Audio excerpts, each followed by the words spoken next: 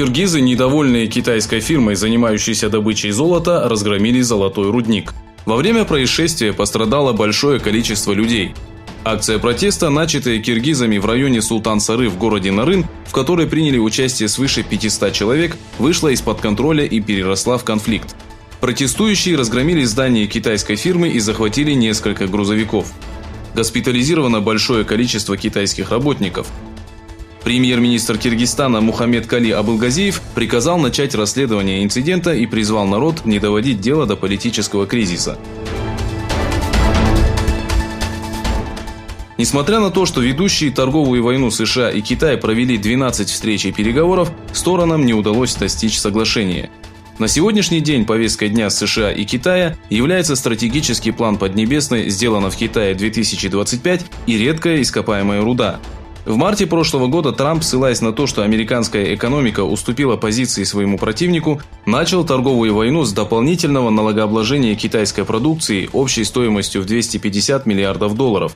На прошлой неделе президент США подписал указ о введении дополнительной 10% госпошлины в отношении китайских товаров на сумму в 300 миллиардов долларов. После того, как Китай перестал закупать американскую сельскохозяйственную продукцию, фондовый рынок США пережил ощутимый спад на 3%. От властей США, ограничивших участие Турции в программе F-35, не было официального и подробного заявления по данному вопросу.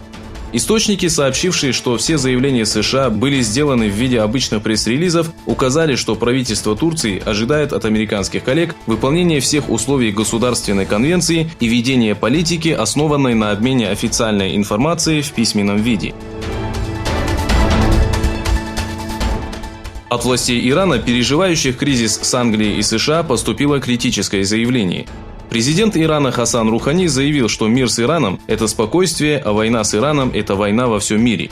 Хасан Рухани встретился в здании Министерства иностранных дел с Джавадом Зарифом и сотрудниками министерства, которых США включили в список иранских чиновников, в отношении которых были введены санкции.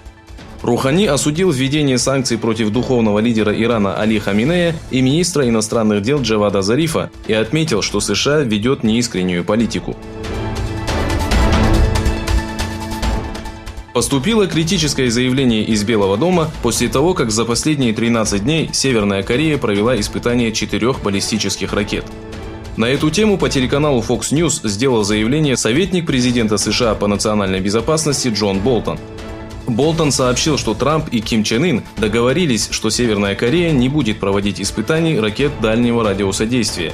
Советник президента подчеркнул, что правительство США следит за развитием событий в КНДР.